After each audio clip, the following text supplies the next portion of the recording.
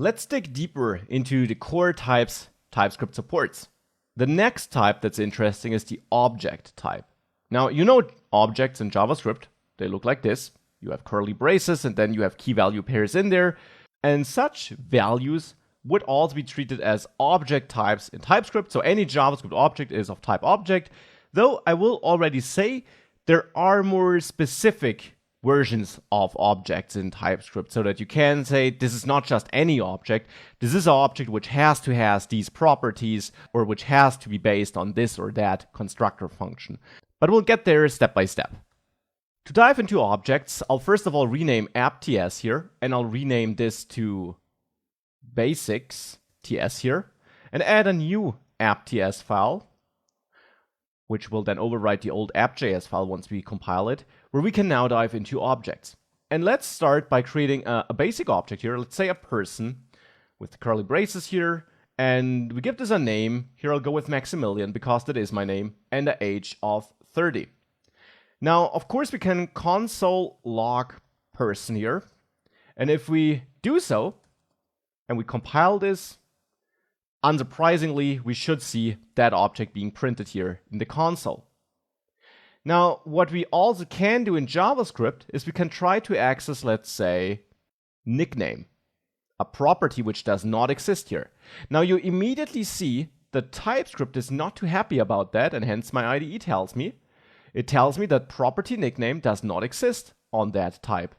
So if we save that, and I try to compile that, we indeed get that same error down there. The TypeScript compiler does not like this, and it tells me that we have no nickname property on this object.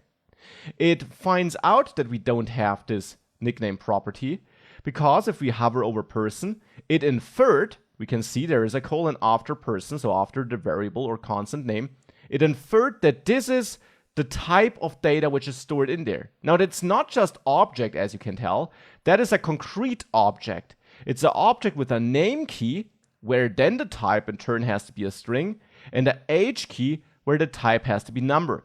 And actually this can be confusing here. This here obviously looks like a JavaScript object, curly braces, key value pairs. Well, the first important thing to see here is that we have a semicolon here after each line. We don't have that in a JavaScript object, we have a comma here. And indeed, this is not a JavaScript object here, which is created somewhere. This is the object type inferred by TypeScript. And object types are written almost like objects, but of course we don't have key value pairs there, but key type pairs. Object types are there to describe, well, the type of object that is getting used somewhere. We could be more generic. I could explicitly assign a type here to the constant of object. Object is one of the built-in types, just like number and string. And now if I hover over this, we see persons of type object. And now TypeScript really only cares about the fact that this is our object type.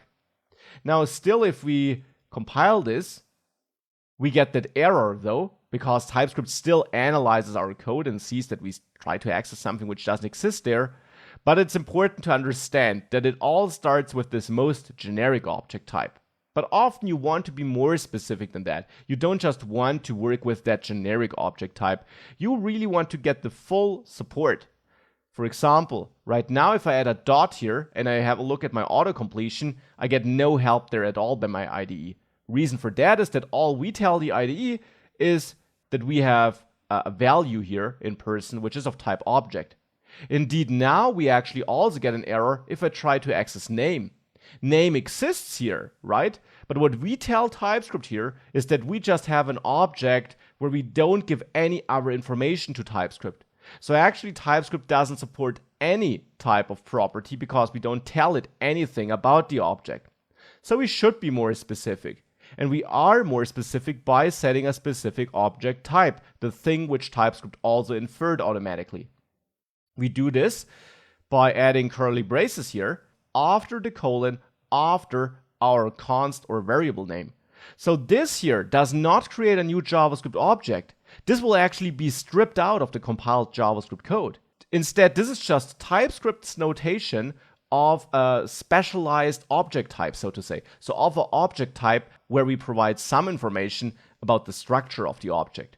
Now, by assigning just an empty pair of curly braces as a type, we essentially do the same as with object. We tell TypeScript that this is some object.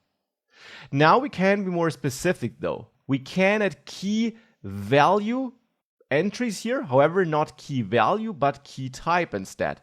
So here we could say the object which should be stored in person should have a name property, and the value of that name property should be of type string. So here we describe the type of value which will eventually be stored in name. Now, by the way, you see I'm getting an error here, because what I'm telling TypeScript now is that my person should have an object with exactly one key value pair where the key is name and the value of that key is string.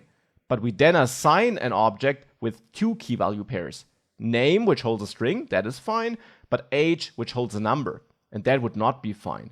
So here we have to adjust this by adding a semicolon and then adding another key value pair here where we say age should be of type number. So not 30 here, that actually would be supported in TypeScript, that we restrict it to one specific number, but then we'll run into issues as soon as we change that. Instead, here I just want to say age should be some number.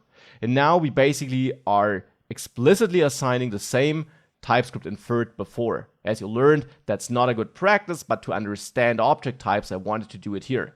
Still, this is something you can do. It's better to let TypeScript infer this as we did before, like this.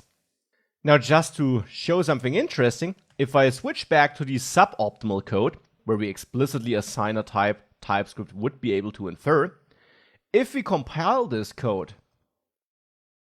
of course, it works, we can access the name property, but if we then have a look at app.js, we see this type assignment is removed here. And that, of course, should be something expected. As I mentioned, types and type assignments are not part of JavaScript. They're TypeScript only. I just wanted to show this again to make it really clear that this syntax here is not creating some JavaScript object which is somewhere in our code. This is just TypeScript's representation of an object type that helps TypeScript understand the objects you're working with. The better syntax, of course, is this syntax, as you learned.